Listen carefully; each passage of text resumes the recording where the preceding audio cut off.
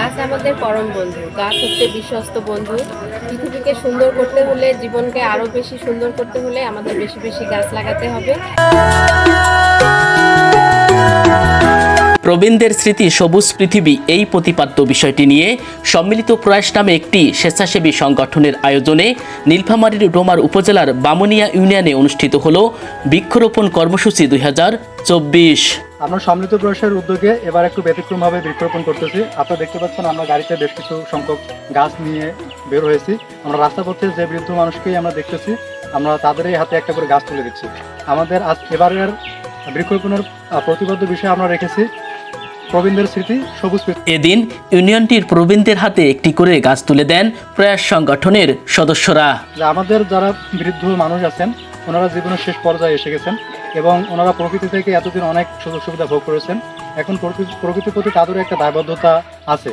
তো আমরা সম্মিলিত প্রয়াস থেকে এই বৃদ্ধ মানুষদেরকে একটু করে গাছ উপহার দিচ্ছি এবং এই গাছটা তারা প্রকৃতির প্রতি তাদের যে দায়বদ্ধতা, এই দায়বদ্ধতা থেকে রোপণ করবেন এবং পরবর্তীতে এই গাছটা যখন বড় হবে তখন হচ্ছে যে পৃথিবীর অন্যান্য মানুষরা এই গাছ থেকে অক্সিজেন পাবে, ছায়া পাবে, কাঠ পাবে এবং একই সাথে এই গাছটা এই মানুষটা না থাকলে তাদের স্মৃতি হয়ে কিছুকাল দাঁড়িয়ে থাকবে।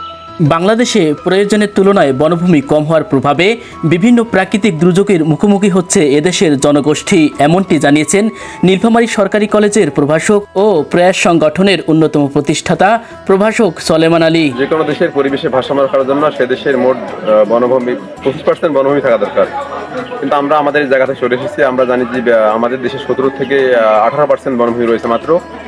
এই কারণে আমাদের দেশে নানান যে সমস্যাগুলো আমরা ইদানিং দেখি, যে ঘূর্ণিঝড়, জলোচ্ছ্বাস, তাপমাত্রা বৃদ্ধি, এই সাম্প্রতিক সময় এই বছরের তাপমাত্রা এত বেশি বৃদ্ধি পেয়েছে যেটা মানুষের বেঁচে থাকা নাবিশ্বাস হয়ে গেছে।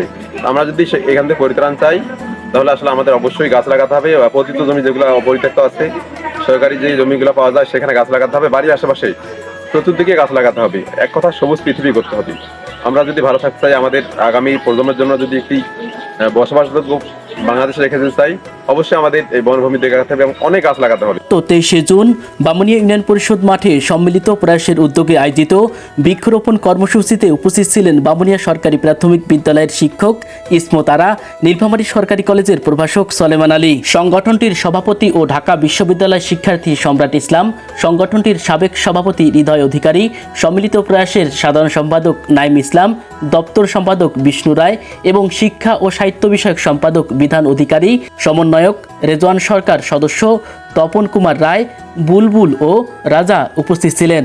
সম্মিলিত প্রয়াসের উদ্যোগে বৃক্ষরোপণ কর্মসূচিকে সাধুবাদ জানিয়েছে এলাকাবাসী। গাছ লাগাছি, জনগণ তাদের সবাই গাছ লাগায়। আমরা গাছ লাগাছি আমার মতো সবাই যেন লাগাইতে পারে। তাপমাত্রা বেশি হইতেছে, তাপমাত্রা ঠিক নিয়ম মতো আছে। গাছ লাগাচ্ছি আমার মতো সবাই গাছ লাগাবে।